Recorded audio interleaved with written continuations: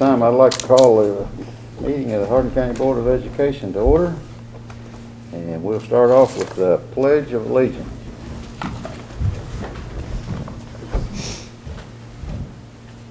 Pledge allegiance to the flag of the United States of America and to the republic for which it stands, one nation, under God, indivisible, with liberty and justice for all.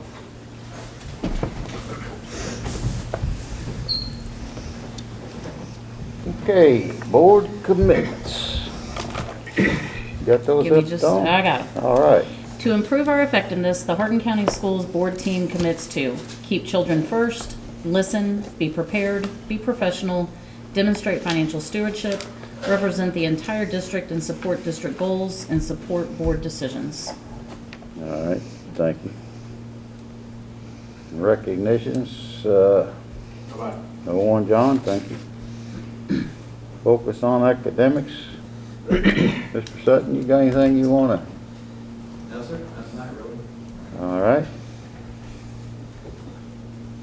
And no visitors wanted to speak tonight. Construction updates. We had some construction updates today at our noon meeting, and buildings are progressing right along, a little bit behind, and I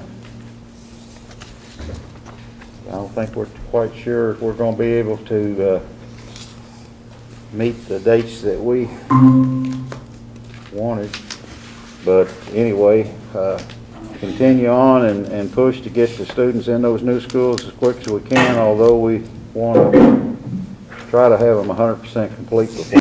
Kay's got something she wants to bring up on the consent agenda. I think maybe she voted for the purchase of this thing, and I'm not sure. I'll let you tell the story, Kay. No, it is item, what is that, 9C6. C6. The approval to declare the trailer at J.T. Alton surplus.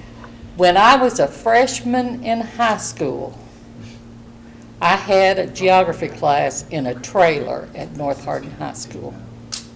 Charlie, I bet you had classes in them too, no? No, Well, I did. So that's how long. really? That's at least how long we've had trailers in this district. Yeah. And we had to do that because we did not have enough building space to house all the students. And when we had an increase in enrollment, we didn't have enough money to build new buildings prior to Kara.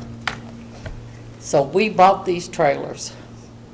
And they were awful. I'm just going to be honest, they were awful. They were not shaped conducive to make a decent classroom.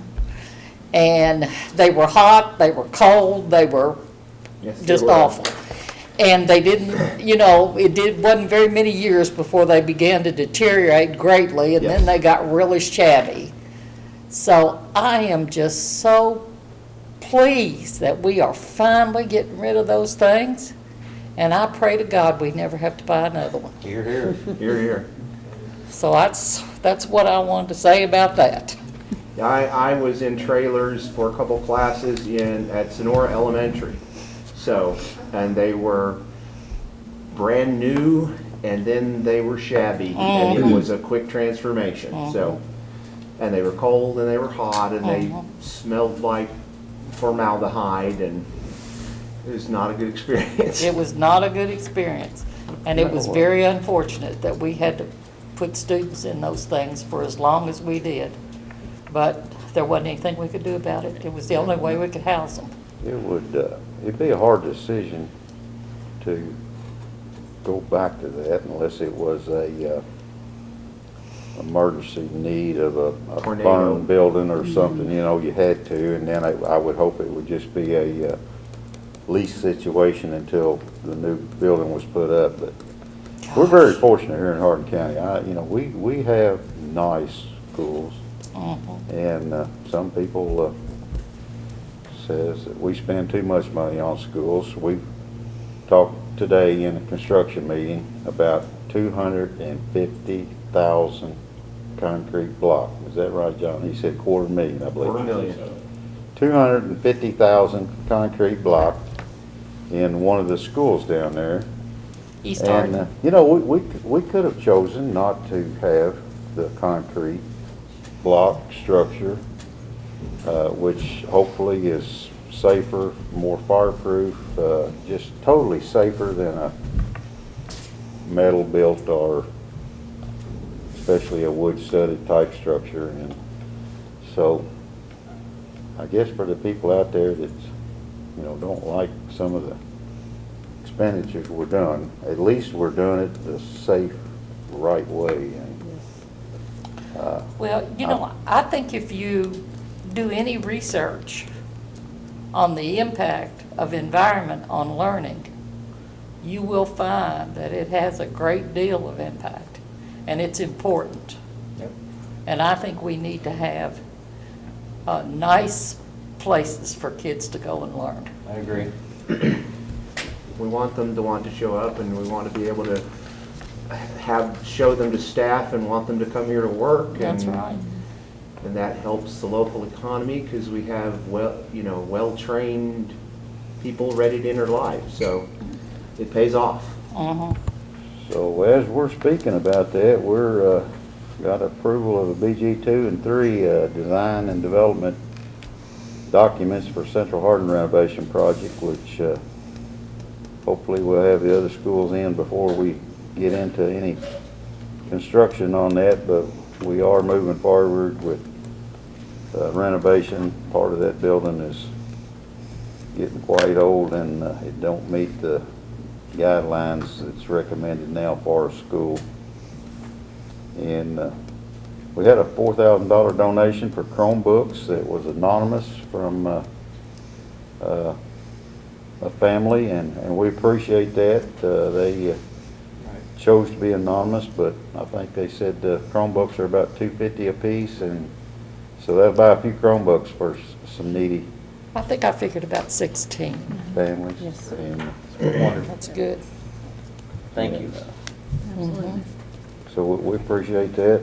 We'll take any donations anyone likes to give us, and accept them however they want, either anonymous or be glad to say who it's from. So, John, if you want to kick in, you know, your retirement, we'll I'll take be that. glad. I will consider Okay. that recommendation. Thank you. And I wondered if we have any more information on the classified evaluation form.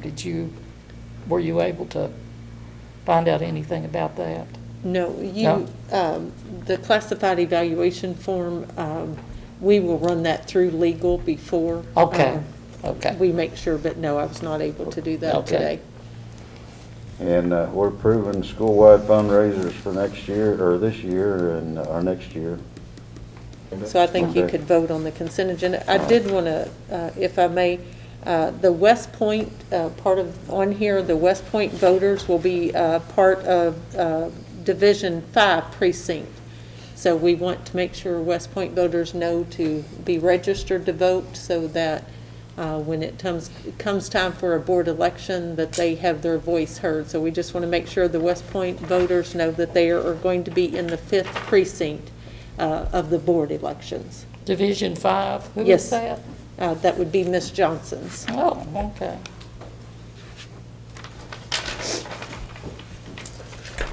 So are we going to pull out item D3? Is it already out and just not on the, D3 was approval of the new classified evaluation form. I would recommend you approve it with the approval of, that Pending our approval. attorney Okay. approves of it. He Gotcha. may not even remember If telling you're- us that. If you're okay with that. We'll approve it, and then if board attorney don't get things worked out, well, We'll we'll. should make changes. Gotcha. Thanks, sir. Appreciate the clarification. Anyone have anything else? Not. Motion to approve? Second. Have a motion and a second to approve. All in favor, signify by saying aye. Aye. Aye. Opposed? No, Okay, Kay votes no, And I'll explain my vote. I'm voting no because of item C7, right. the district facilities plan recommendation. I voted against that when the committee adopted it, so I'm going to vote against it again. Yes, ma'am. That's right, no problem. I understand. All I right, agree with everything else on there. motion carries. And now we're down to action items and approval of the 2021 COVID-19 reopening plan. That is changing to the AB schedule. Yes. So for the audience, this plan you can find on the Hardin County Schools website. You can find it on our social media accounts.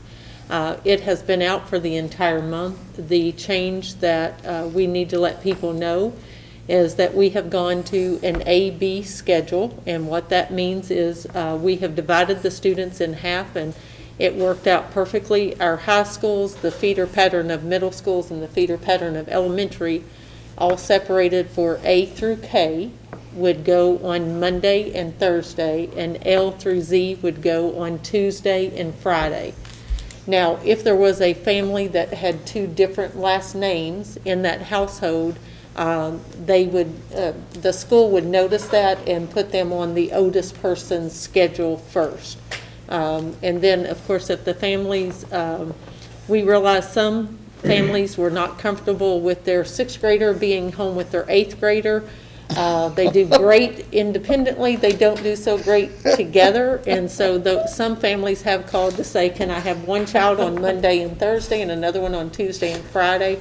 So we just asked individuals to reach out to the schools about that.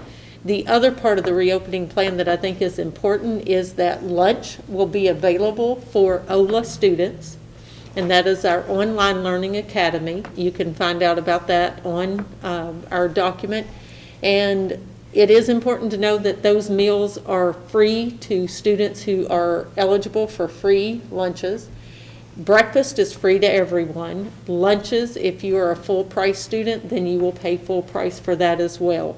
Those who are on the AB schedule, they will also be sent home with meals on the days that so Monday afternoon, students could take a meal for Tuesday and Wednesday.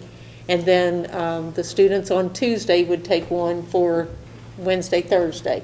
Oh, so they don't have to come back and get it. They do not Yeah, have that to come works back good. and get it. And the Lincoln Trail Health Department, we make sure our bus rides are not so long that there's a chance of it going bad. We, of course, encourage kids to make sure that food gets home and used for those days, upcoming days during that time.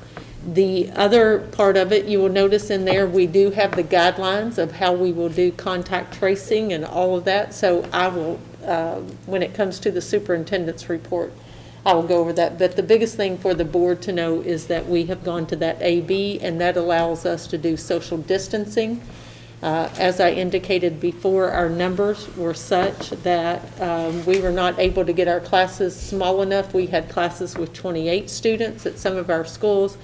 With this, it will put the classes down at a 14, which is a much more manageable rate. If you all recall the last hearing we had, or special board meeting, they talked about in here the size of this room and how their size of their classrooms would not accommodate that.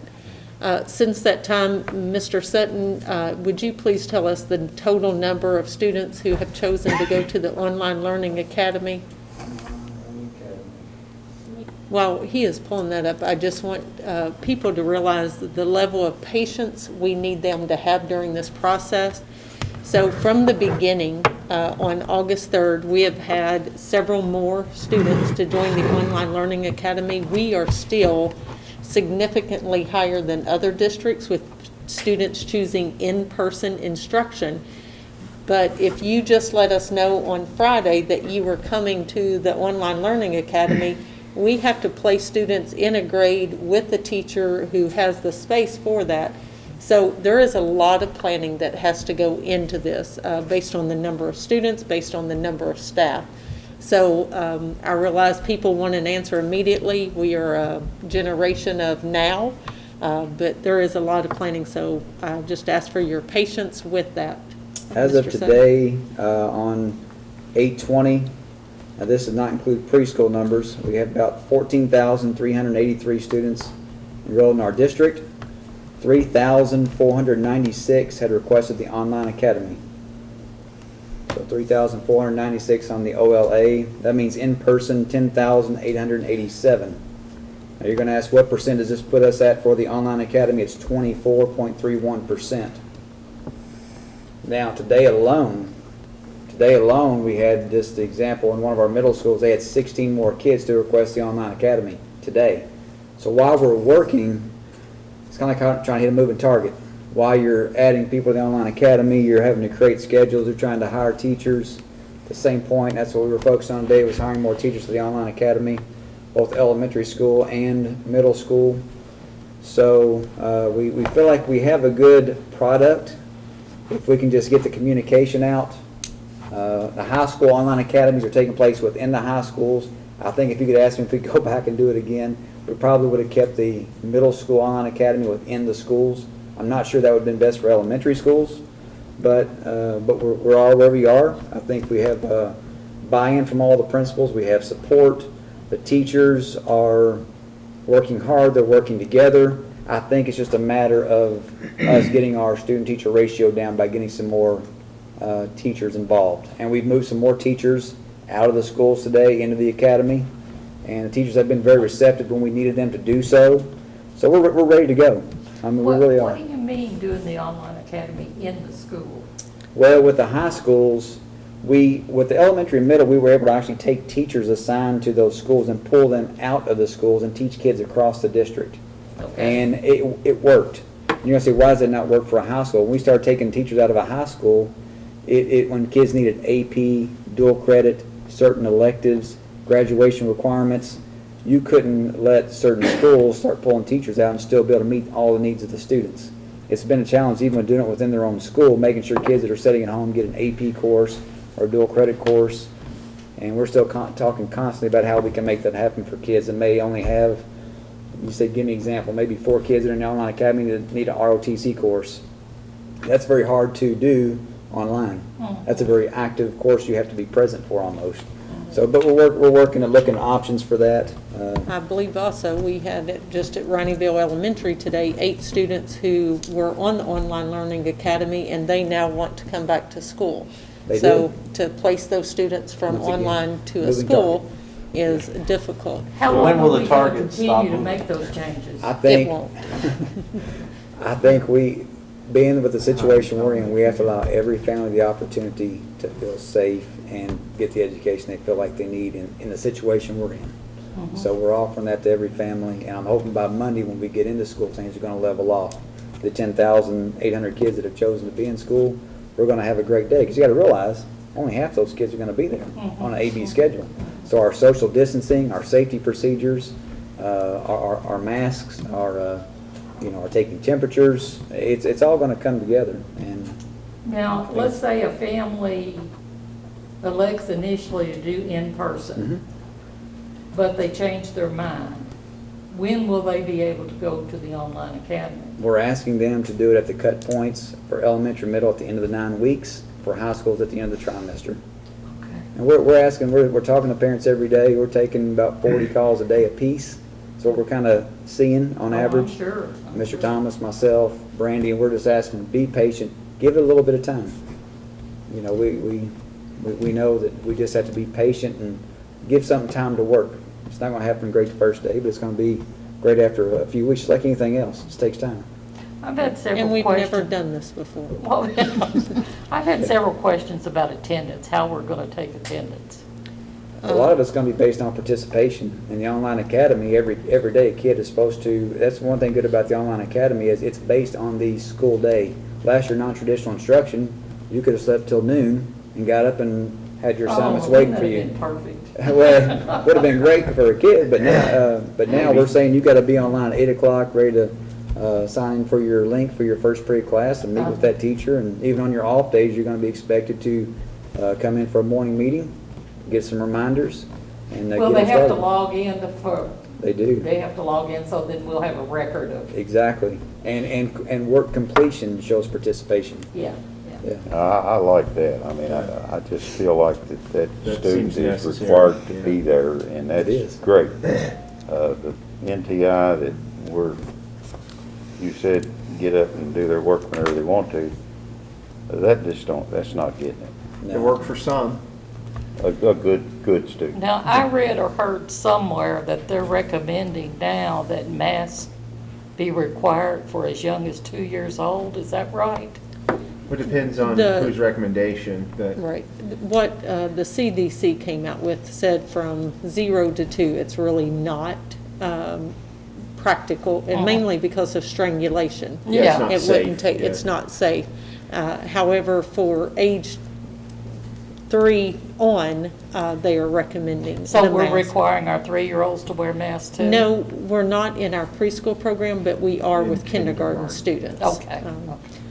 We noticed that in most families, when they are going out to the stores and public places, the kids are already wearing the mask. We had a lot of parents saying, I want my child to wear a mask, so we included we'd like the other kindergarten in kids there. that. Yes. Do we still just have 70 subs signed up? No, ma'am, I believe we have increased our subs. Believe it or not, this board meeting, the last one, I got home that night and had 3 retired teachers, 1 retired administrator, 2 retired administrators today let us know they would be happy to come back and sub for us. And Good, so, Good. We need them. Mr. I think Mike said we're about at 90, is my understanding. Some of them may wind up helping out in other areas, but I think 90, right around 90. Well, that's a significant improvement. That's good. So we're down in numbers totally on students this year. I don't know. I think the 14,300, you were to add your preschool to that might put us somewhere around 15,000, John. Pretty close. I think we're staying Oh, pretty yeah, much that's on right. par. but That's without preschool. Yeah, without preschool, it's Okay. 14,300, but with the preschool, I think we're right where we normally would be. Do we still have 23 teaching vacancies? No, I think we're down to 2, if my Just 2? 1. Yeah. Mr. Sutton, I have a question about the number of distinct courses offered in the online academy. When you presented this the first time and described the division between online academy and in person, just a nearly shocking number was 221 distinct classes you had to offer to high school students, and that's without the others. Well, is it a similar number now? Has that grown some, The or? high school level itself? Uh-huh. No, it's still the same. Still 221? Yeah, Okay. yeah, we're still at the same on what we're offering. I mean, that's kind of what once we decided to put it back in the schools, we looked at how many course sections we were going to have and how many course offerings. It stayed right at the same number. 221. We didn't have to add or take away per se. Mm-hmm. It was just a matter, that's what we could offer with the teachers we had. That is, I just want to say that's an astounding curriculum. That is just amazing, a course offering. And I'm But you have to pleased and understand- impressed you're able to offer that. But you have to understand, like Ms. Slavin was saying yesterday in one of her presentations, she visited a school district, can't remember which one, but they offered 12 pathways in their district, which is excellent. We Great. offer now 36. Yeah. So when you have that many opportunities for kids, that opens up a lot of avenues for different courses they can take. And now with I can't wait to start talking about our ILP app we're doing through Tassel. Our middle school teachers at each middle school got training 2 days ago with Ms. Slavin on a career exploration course at every middle school. Every 6th, 7th, 8th grader will be completing the app. It's going to lead right into high school. It's going to do everything from calculate their keys money. It's going to actually integrate with CERT, so when their practice ACT scores will go right into their app right there on their phone. Tassel has actually, the state actually contracted with Tassel for all of their area technical centers on their walkthrough plan. They actually have a walkthrough plan. The state is so impressed with what Tassel's doing. I'm glad we were ahead of the state. They're so impressed with what Tassel's doing, they purchased the walkthrough instrument. JTA is actually piloting the walkthrough instrument this year at their own cost.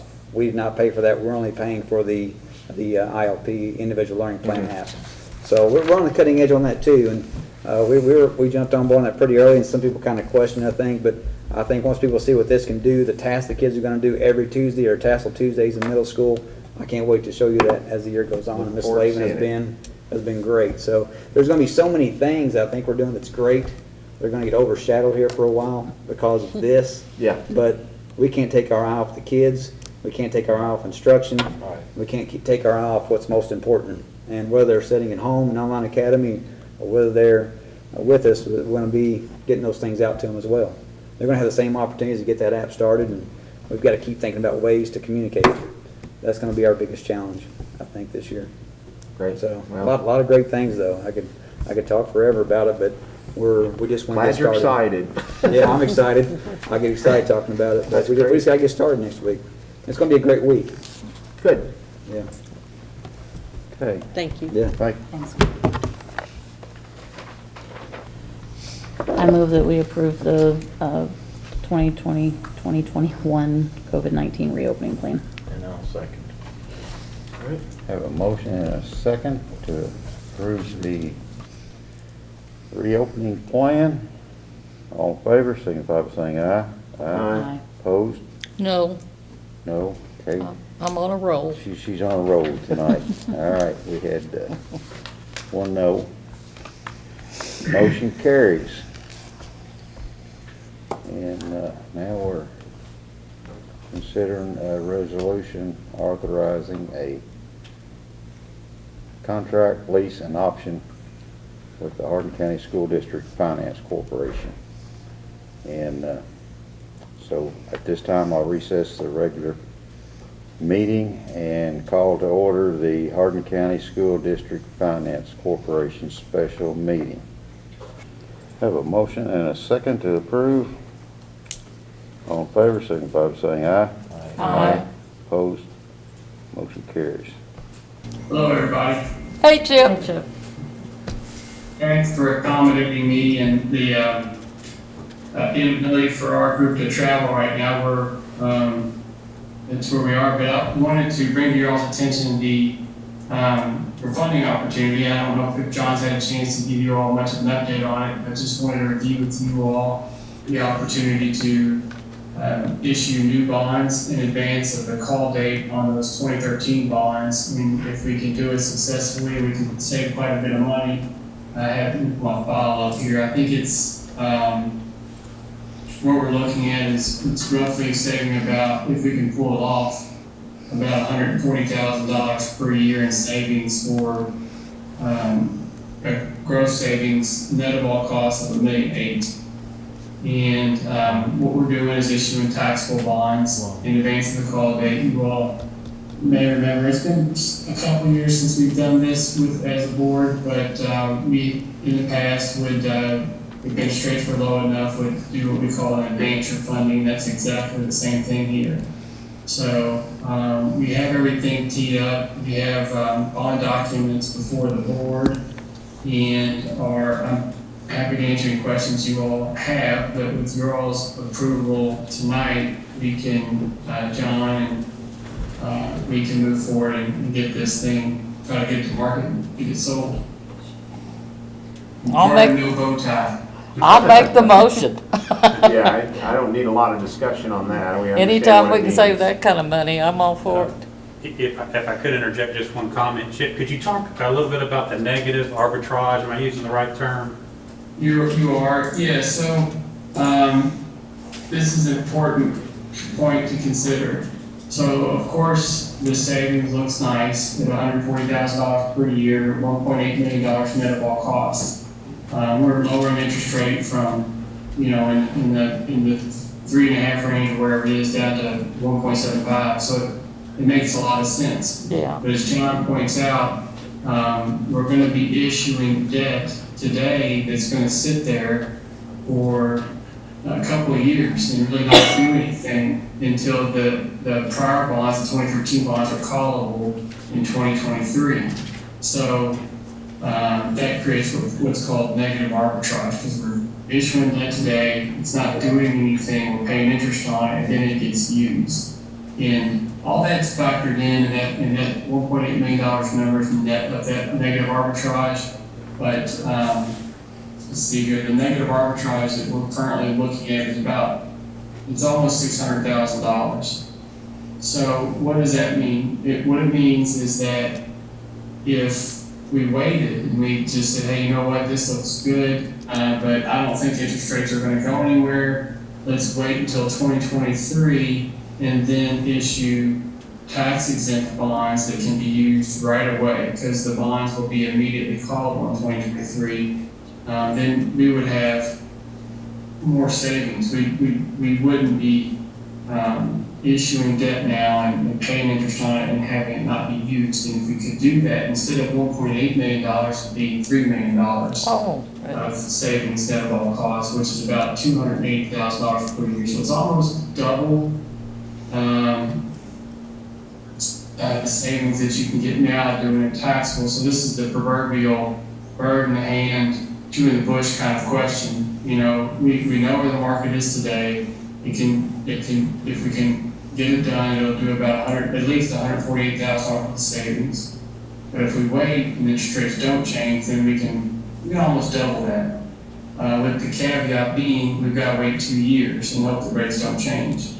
We ran some sensitivity analysis to see how much headroom we have in interest rates to go up. And between now, October 2020, and May 2023, when we would be able to currently refinance those bonds, we have a ceiling room of about 100 basis points, which is 1%.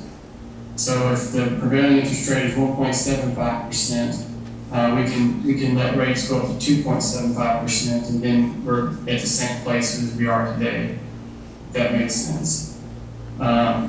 So we could suffer some we could wait, suffer some movement, and then get in on that movement to avoid the situation getting worse. And the headroom we have, as you say, is 100 basis points. So we would know if we did decide not to do this immediately, we'd have the time it takes to move a full percentage, right? If I'm gonna just make sure I heard you correctly. If we decide to wait, we have interest rates can go up 100 basis points before you'll start wishing that you got it done now. Right. Yeah. So what I hear you saying is that we can save $140,000 a year now, guaranteed, or we can take a chance and wait 2 years and hope the interest rates don't go up more than 1%. Correct. Chip, if I could interject, is there a third option, Chip? Can we approve the refunding today and then the board give power to the superintendent vis-a-vis your guidance that, you know, as long as interest rates stay around 1.75, we're going to let it ride, but if we feel like it's going to go up, pull the trigger sometime between now and 2 years from now? Correct. So that's an option too. So that's what where we we're wanna do. paying into it, and we're gonna have a little interest that we're gonna have to pay on our money, right? No, that's not my understanding. So we would pay nothing now. We would just approve the refunding so that we don't have to go through this process again, but empower the superintendent with guidance from Chip at some point in the future to recommend we pull the trigger. Now, that may mean we have to have a special call board meeting to finalize everything, but in my mind, that might be the best of both worlds. We don't lose that opportunity to go ahead and get the bird in the hand. I think that's what we did last time. Yeah. We waited a few. I think we've done, Yes. yeah, I think we've done that before, haven't we? Yes. Yeah. Yes. So which option do you like, Chip? Oh, that's not fair. You know, this is the way I'd characterize it. Fortunately, Hardin County's in great financial shape. It has a very good tax base, and it does a great job managing its finances. It does a great job planning out its borrowings for new money projects. It's in really good fiscal shape. It's not a district per se that is desperate for savings. So I will say this advancer funding, I was gonna look to see if I could share my screen real quick. Let me see if this works. Share content. And I want to share the screen here. Are you able to see my screen? It's, yeah, Yes. yeah. Okay, so let's go back here. Here's the first page. Can you see right here on the today option where I was describing 140,000 per year for a grand total of 1.8, and then over on the side it says wait. Mm-hmm. Yes. That's the difference, okay? So numbers wise, it's a no-brainer. It makes total perfect sense to wait. So I'm gonna flip over to the second page here, and this is sensitivity analysis because basically you're asking me, do I think interest rates will change for the worse, and we will wish we had done this thing. Right. And this is a sensitivity analysis we use when we work with anybody that has these kind of issues, usually for public universities and that kind of thing. If we did it today, here's your 1.8 million in savings. Here's the present value number, net of all costs, and it's 12%. So the 12, it's usually the threshold is 5%. When we should see 5% present value savings of the par amount that we're refinancing. It exceeds that amount quite a bit. Here's the negative arbitrage that John referenced. So here's just, I won't go through the details of each one of them, but these are 3 different ways to help us consider how much better it can get if we wait versus, trying to measure. It's a lot of savings relative to the size of negative arbitrage. So this sheet, you see the green check marks on each one. We ran the math, and basically this one passes the test. If you'd be perfectly justified to pull the trigger now. You're asking me what is 100 basis points ceiling between now and 2023? I'd say probably not much. So on that hand, I'm saying it passes all the tests. It makes sense to go ahead and get the board approval tonight and put it out to bid as soon as possible. On the other hand, this is where I'll need your all's input. Again, I'll go back to Hardin County's in really good financial shape. It's the board and the administration do a great job keeping Hardin County in good fiscal shape. If you miss out on your refinancing opportunity, it won't hurt you all. And that's the risk, is that, okay, let's put this on pause. Let's wait for the approvals tonight, but let's not sell bonds today. Let's wait a little bit. The risk is that interest rates will rise too quickly and we can't pull the trigger. I don't think that it will hurt Hardin County Schools if it misses this refinancing opportunities. That's how I feel about it. I think if you guys have a better feel in terms of, well, we know that 140 is precious and let's go ahead and grab it while we can, I'll take the bird in the hand approach, then I support that. If you say, we feel good about our budget, we feel good about how we are given all things considered, and we're willing to ride this out, and if anything attached to the next new money bond issue here, I completely support that as well. Long answer, not giving you an answer. We can afford to take the risk, is what you're saying to us. Yes, I think you all can. Do I think that we'll all be kicking ourselves in 3 months, 6 months? Possibly. Possibly, but I gotta go. I think we need to go with collective comfort with each other on this, and because just as I say that, we could be happy if we waited 6 months to a year. You might have more savings. Rates could be lower.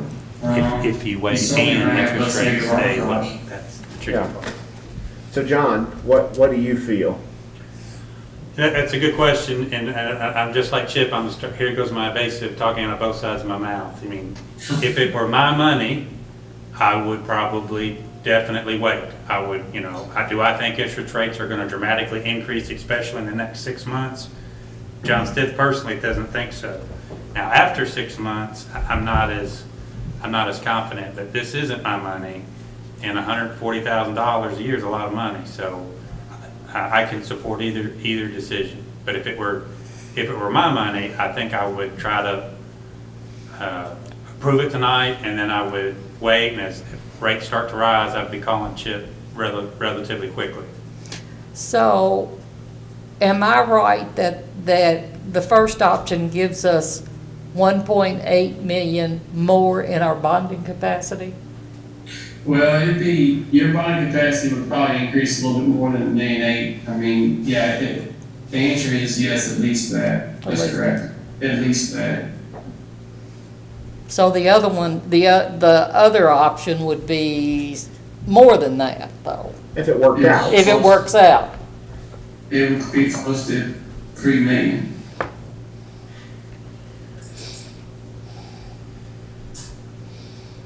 I was just pulling up the resolution, but yeah, that's don't let me stop your train of thought. Any refinancing the state money is going to increase your bonding capacity, and today we know it'll be about 1.8 million in savings. Probably bonding capacity would improve. Gosh, could be 5-10 million, really. Just Really? depends. Wow. You know, to be fair, you all, the way we've structured the debt over the last 10, 15 years, Hardin County is very aggressive in how it pays back its debt. You know, you can thank yourselves for decisions made 5-6 years ago, 3 years ago, about how quickly you all pay back debt, because your bonding capacity is in good shape. So, you know, I normally, I guess that puts a chit in favor of waiting. You're in good financial shape. It's really just collectively a gut of where you think rates are going. Yeah. I think I'm leaning toward John Stith's recommendation over here with the, What's that, or we fire him, one or the other? Gotta make the money up somehow, right? Yeah, that's right. Was that a recommendation? Was that a motion? I don't know what, yeah, I guess I'll make a motion. I'll second that then. Okay. So we put it in place and we do watchful waiting. Let John do the watchful waiting, and Chip has to watch the interest. Y'all have to watch the interest rates to make sure we catch it just And we may be right. kicking ourselves, but we're not hurting even if that happens. Right. We've got some wiggle room to break even. That's the nice thing. We Yeah. can go up a whole, percentage point and still be where we're at. By break even, you mean that 1.8 million Right, savings. Still, yeah. So it's ahead. The break even is not losing out on that opportunity. Correct. And I don't want to, we got Chip on the line, he's the expert, but that's my understanding, right, Chip? Yeah, so that to be clear, like if rates went up 100 basis points tomorrow, and you said, hey, we're at our ceiling, let's go ahead and pull the trigger, I can tell you it doesn't work at all. Yeah. It means that it can't be more than 100 basis points higher than it is now come May 2023. That's what that means. Right. Yeah.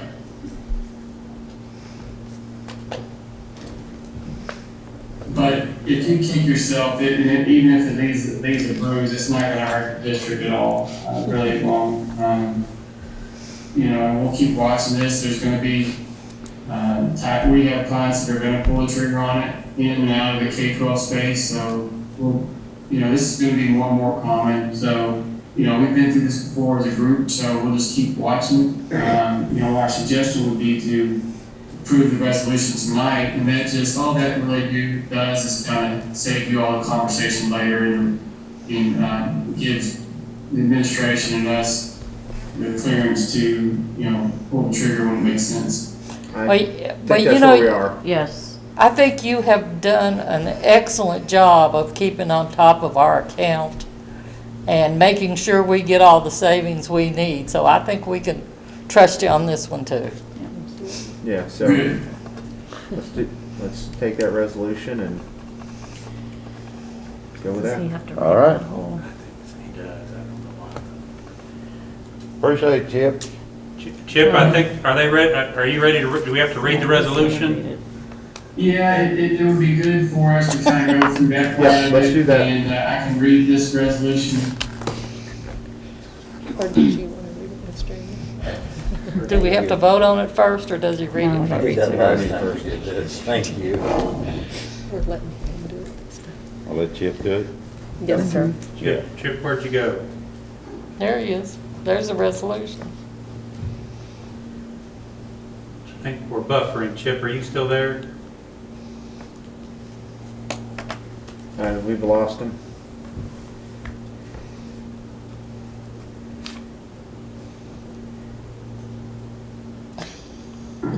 You hear me, John? I can now. We were buffering. Sorry. Go ahead. That's okay. Would you like me to read the summary, and then you all can consider that on resolution, and then we'll go to the Finance Corporation side of it? That sounds good. Okay. Resolution of the Board of Education of the Hardin County, Kentucky School District initiating the refinancing process in order to refund and retire certain of the outstanding school building revenue bonds originally issued to finance the project. Authorizing and approving the execution of a lease agreement with the Hardin County School District Finance Corporation, and any further necessary instruments, and approving the plan of refinancing in said project general. Oh, yeah. All right. If only.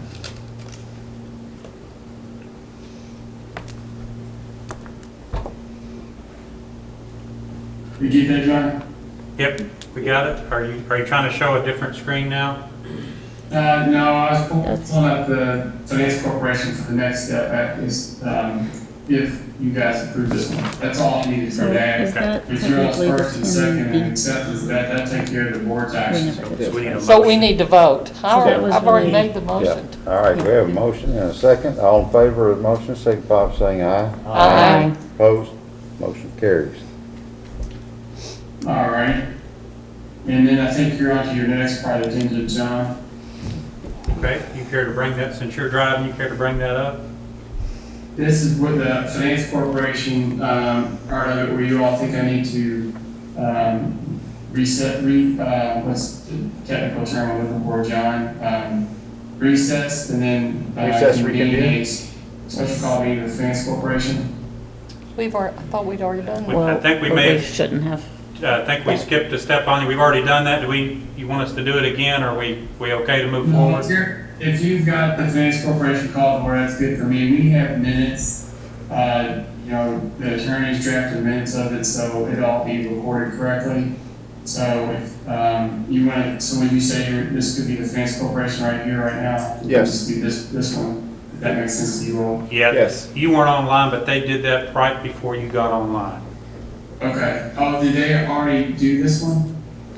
No, they just recessed and convened the District Finance Corporation meeting. Oh, gotcha. Okay. This resolution is for the Finance Corporation. I'll read the summary of it.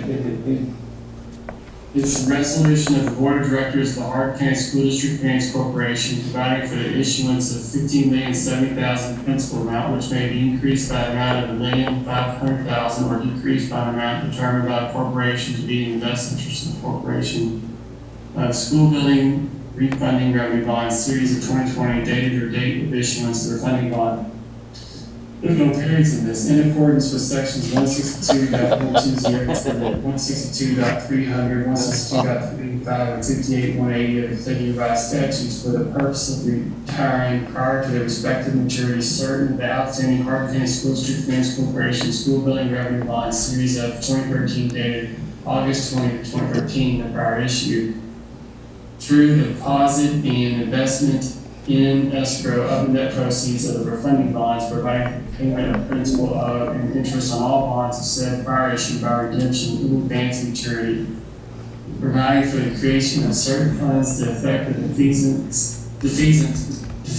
of the rights of the owners of certain of the funds of the prior issue and the transfers of certain amounts into certain funds, providing for the payment of said refunding bonds and the interest thereon, providing for the rights of the registered owners of said refunding bonds and enforcement thereof, and providing for an advertised public competitive sale of said refunding bonds.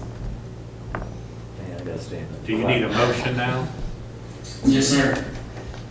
You get to- I make a motion to accept. Second. Have a motion and a second to accept the resolution. All in favor, signify by saying aye. Aye. Opposed? Motion carries. Very good. That was one sentence. I'm gonna make a recommendation, attorney, do a better job with that paragraph. Chip, you need to thank a teacher for teaching you to read. Well, appreciate every one of you. I'm glad everybody's doing well, and I'm wishing you guys a great school year. Looking forward to seeing you guys again soon. John, thanks for everything you do. Appreciate working with you, and you make it easy on us. We'll just plan on being in touch with you, John, and keep you apprised where we stand, and we'll go from there. Yeah, we'll stay in close contact. All right, thanks, Tracy. Thanks, John. Thank you. Thank you. So now we need, Bye-bye. now we need to adjourn the District Finance Corporation special meeting. We are, and we're reconvening the Hardin County Board of Education regular meeting. Okay. You can do that, can't you? You don't have to have a Yeah. motion or Yeah. anything. And that brings us to new business. Anyone have any new business? Oh, sorry, I'm sorry. No, sir. All right, superintendent's report. All right. Awesome. I'll start with the other stuff first. Other stuff. We are, on Monday, August 24th, starting the school year. Unlike any other school years that we have ever had, and hopefully no other school year will be like this again. So I want to go over some things with our families and our community members who may be watching of where the board's decision comes from. We have, throughout the process, said that we would look at the medical numbers, that we would stay away from any such political things, but we would look at the numbers. So I want to share with you, each night when I go home, I go to 2 sites. And I'll move out of the way, Gina, so hopefully you can see this. This is the local Lincoln Trail Health Department site right here. And if you will please go, John, to that top one right there and just click. It takes you to this, and if you scroll down, keep going, please. Keep going, please. So this right here is our local health department. So you'll see today that it says a total of 18 new cases. This is not for Hardin County. This is for the Lincoln Trail Health Department area, and that is made up of 6 counties. So you can see that, but if you will click over there on the side, it is difficult for people to see. You can change Lincoln Trail Health Department to Hardin County. You can then choose the ages of what numbers you want to see. So what I go home and do, because of the school-age children that we have and the staff that we have in Hardin County, I go down and I choose 5 to 9, 10 to 19, 20 to 29, 30 to 39, 40 to 49, and 50 to 59. The reason why I do those numbers is that makes up the majority of the staff in Hardin County. The majority. We do have exceptions to where we do have some that are older than that in our district, but for the majority, this fits into that. So what you can see is currently, according to the Lincoln Trail Health Department today, we have 3 new cases in those age ranges. Out of that, we have 1 that is hospitalized. We have 66 who are in home isolation, and we have 576 that have recovered and 1 death. So I want people to realize this is where we receive our information. John, if you would please go back up to the top. Let's stop right there and go Kentucky COVID-19. And if you would scroll down, keep scrolling, and then if you would go to COVID-19 daily reports. So on this report, it takes you through all of the numbers over the days, but right here, this is just today. with our 3 new cases, you will look to see that out of those cases, Hardin County makes up, and this is total cases by county, and Hardin County is 1.92% of that entirety of those numbers. Jefferson County makes up 24.15%. If you will scroll down, this is total cases. If you will scroll down, this is COVID new cases, and you will see where Hardin County is further down the line, and that is 1.79 of the new cases. This is where we receive our information from. Mr. Stith, I don't know if you're in your email. Casey sent you a link. If you just bring up email, John, it should be ready to open a new tab. Because there's a discrepancy between the state and local. Is that the Epicur? And in fairness, Andrew, I also pull up Is the that the News Epicur? Enterprise. The Epicur, Ms. Pauly? Yes, right there. It's from you, Mrs. Morgan? Yes. And if you would, if you look at these numbers right here, I want to point out that the highest number, if you will look, this is July 30th, but if you will look also on August the 5th, and I'm sorry, this is not as easy to look at. Oh, there you go, John, thank you. On August the 5th, there were 9 cases. Since August the 5th, 4, 3, 1, 2, 5, 2, 2, 3, 2. And this is the numbers for the age range of 5 to 18. So if you take an average of those, you will see that there is, if you'll go back up a little bit, John, you can see the 2, 1, 2, 4, 1, 1. So when you take 1 and you double it to 2, you have doubled it 100%, but you're going up by 1 case. So John, if you will scroll on down. Is there a, did we do a? There should be a second tab, John. Okay, this is the age range of adults with these numbers right here. And so again, if you look at this, for the age range, you have a high point on 2 days, 7, 10, 8, 8, 3, 1, 2, 2. And then today we know the numbers are 3. So I want people to know these are the numbers that we are looking at and the numbers that we are sharing to make decisions based on COVID Kentucky KY and the Lincoln Trail Health Department. So when you are looking for numbers, I encourage you to go to these 2 sites to get your information. All agencies in Kentucky, hospitals, Care First, all of those are mandated to report the numbers to these sites. So again, I want to encourage you to do that. The other 2 things I want you to know is we are prepared in Hardin County if we were to have a COVID case. We have 2 spreadsheets, and I'll pass these out to you all so that we know exactly what's going to happen. If a student comes in with a temperature, if a staff member comes in with a temperature greater than 100.4, we have a chart that says this is exactly how this will be handled each and every day.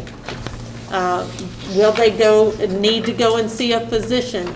Just because you have a fever does not automatically mean that you have COVID.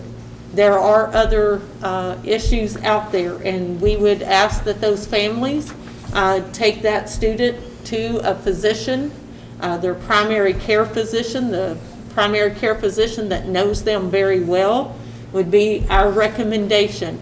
However, it is up to a parent to make that decision. What they do have to do is come back to the school fever-free the next day without medication. So I want families to know that if there is a case of COVID, we will let you know that information. The Lincoln Trail Health Department will be the person who contacts an immediate person who is sitting around. So for example, in the boardroom this evening, if Mr. Seago was sitting there and he tested positive, the Lincoln Trail Health Department most certainly is going to contact Mr. Emery to let him know that he was a close contact. However, Mr. Wright is over here at least 10 foot away wearing a mask. The Lincoln Trail Health Department would not consider that a contact, a close contact. The other part of that is a 10-minute span that they are together. This is why we are mandating masks. This is why we have gone to an A-B schedule to separate our students and to have greater social distancing in our classrooms.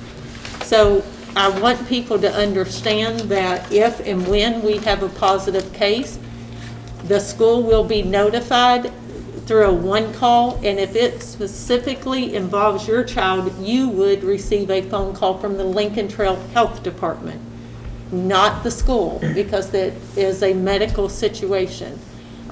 So I just want to stress that we are prepared for that. We also need the parent. You will be receiving a letter in your home, hopefully tomorrow or Saturday, that says, hey, if your child has these issues and they are uncommon for your child, one of them is a new rash. If your child has eczema and has a rash often, this may not be something you need to worry about. But if your child has never experienced a rash, then this is something you need to be concerned about, and you need to see your physician as such. So if they are running a fever, so we need you to pay attention to that. The other part is we ask for our family support in helping us stay healthy. When you're going out in public, please wear the mask. Please abide by the CDC guidelines. That will help us with a successful school year. In conclusion, I just want to say that I have been, I think the word would be inspired. I think the word would be awestruck by the amount of work that has happened in this district over the past several months. We have teachers who are doing the Online Learning Academy who have never done that before, and they have worked endless hours to make that a success. We have teachers preparing their classrooms, making sure desks are so many feet apart to allow for social distancing, revamping lessons of what it will look like to allow children to share. They have truly been amazing. We have principals who have made sure all the signage in their school is up, stay 6 foot apart. Here's a hand sanitizing station, just amazing. Mr. Corder in our transportation department, bless their hearts, they have routed and rerouted the number of routes. Every time we have a student to say, hey, I'm coming back, we have to find add them to that transportation list. You have child nutrition with Josie, making sure, number one, our kids were fed throughout the summer. They were supposed to stop August 1st. They continued for an additional 2 weeks. And we greatly appreciate their hard work. Buildings and grounds, Mr. Stucker and his crew, they have ordered our plexiglass to have at our front offices. They have taken out desks, they've taken out tables, they're removing a trailer. They have just been phenomenal in getting all of our supplies out to the schools that they need. Miss Ryan and the TV production crew, they have streamed all of our board meetings. They have done YouTube videos, YouTube Live, so that parents could send in questions and have us to answer those. John Wright has done public relations information, so families stay on top of that. Lisa Martin at the Resource Center, she has saved us, I would guess, probably $100,000. She has created all of our signage throughout our buildings to make sure that we have the 6 foot apart. Not only did she create those, she did it with a little Trojan, a little Bulldog, and a Bruin. And so every school has their own color of that. So it is just really amazing. And then we have Mr. Stith and Mr. Sutton, who have worked endlessly with all of these departments to make these great things happen throughout this district. So to say that I am inspired, it is just amazing to see what an incredible group of people can do in this district. And Miss Polly back there might need the Nobel Prize because she has put up with me each day along with Shallow. And so just appreciate all the hard work, and John for keeping us, our families informed and making sure our reopening plan is updated. So it is going to be a great school year. And again, I just can't thank the people enough for all of their hard work and sleepless nights, and lots of people working hard to make this a success. I have a couple of questions. Yes, ma'am. I'd like to know how much we've spent getting our schools ready for COVID-19 with the plexiglass and all that stuff. We can't tell yet, can we? I mean, Secondly, I'd like to know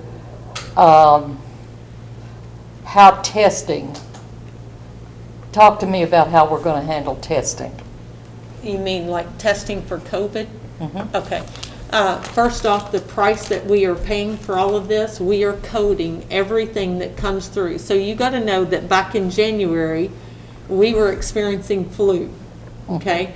So again, I was looking at numbers each day to see what percentage of kids were coming. We were having, we were down around 90%.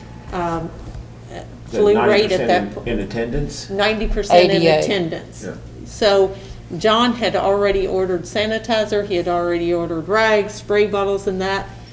Now, we are allowed to go back to that date and count that because that was just the beginning of this process. So from there, we have coded everything that we have purchased. So we're going to be reimbursed for this? We would be able to use ESSER funds, we would be able to use GEARS funds and FEMA funds, yes. Oh, okay. So we are Good, tracking good. every bit of that. Can I tell you tonight what that amount is? No, I currently? didn't expect that. Right. The COVID test, we are very fortunate that we have Cumberland Health. And Cumberland Health will have a rapid machine. And when we spoke to the Lincoln Trail Health Department, they said there is one type of rapid test, and it's called Sophia. We immediately called Ibby with Cumberland Health and said, what kind of test do you have? She said, we have Sophia. Yeah, yes. So it is the one rapid test that is accepted. There are other kinds out there, but they are not as legitimate results. So within Hardin County, we will be able to have a test result within 15 minutes. Now, we will not have a machine in each of our schools. So it will either be at John Hardin because we have a nurse practitioner's office there, or it may be here at central office in our nurse coordinator's office. So by the time they drive it here, you know, it may be an hour, depending on if you have Creekside, it'd be a little bit further. Staff members are eligible to take those tests as well. They can do a baseline. I had a teacher to say, can I do a test on Monday morning to make sure I'm clear? If you want to do one this coming Monday morning, they're welcome to do that. So if a student comes in with a fever, they would have that option. But again, we also know there's other things out there that happen, strep throat, flu, those type things. So again, we will ask parents, go take your child to a primary care physician. But Or they don't show any symptoms at all? Correct, correct. Okay. So, but what we have found out. And we're not going to try to test all kids to hit those? No. No, ma'am. So we're just going to take a chance on those? Well, we're asking our families to be very vigilant. Here's the signs of what you need to look for. Please refrain from going to high impact areas that are dangerous. You know, I'll be honest, I may have called Mr. Wise and the night that I saw the carnival at Town Mall. I may have had an elevated blood pressure that evening. I think you did. I think I did. I thought you were riding one of the rides when you called me. I can assure you I was not. I was paying attention to the lines and if they were following the procedures of mask and if they were cleaning the chains on the swings each time. They had a carnival at the mall? Oh, yeah. Yes, Oh, ma'am, my they did. There's actually a really good article about it. Yes. Thought I should And mention it. so, again, we are doing everything in our power to open safely. We just need the community support in making that happen as well. Well, I'd like to encourage you to consider testing all students initially. I think that's the only way we can be sure. Can we Well- test without parents' permission? No, we Yeah, will have to okay. have parents' permission, and even before we have a student to see a nurse practitioner in our district, we make a call to that family. Because again, a lot of families want to go to their primary care physician because that's someone who knows their family and knows, is that a new rash, is that an old rash? So again, we encourage that. So that is it. Oh, well. I think the plan sounds excellent, and I hope that we're a model instead of a failure. I mean, you know, if somewhere we have to move forward, and I think we've trying to quit kicking the can down the road and be responsible also, and I just, like Ms. Morgan said, if the parents will just take their side of responsibility. But they won't. Well, we hope they will, and Won't. We have a great community. we do. And we've had a lot of people step forward that volunteered for things and offered funds for things, and And we're still looking for volunteers. yes, we are, and you know, I realize that a lot of people are at risk, but of course, healthcare workers, first responders, police, everybody has a risk. I feel sorry for the people that needs check, and they've worked at Kroger, the convenience store, the gas store, the truck drivers on the road that hadn't had meals where they could go in and sit down and eat a nice meal for months now. And so everybody's trying to do their job and be responsible, and we're just a big spoke in that wheel. We need to do the same thing, and hopefully everything will work. And we're preparing for such. All right. We don't need an executive session tonight. No, sir. And August the 24th, 25th, first day of school. And we will be releasing 1 hour early in elementary schools on both Monday and Tuesday, with the exception of Lakewood Elementary. Labor Day, offices are closed, and don't everybody go on vacation and gather up somewhere, so that, Yes. and we're down to a motion. Would you like to adjourn? I make a motion to adjourn. I will second. Have a motion and a second to adjourn. All in favor, signify by saying aye. Aye. All right. Oh, aye. Motion carries. Everyone have a safe trip home.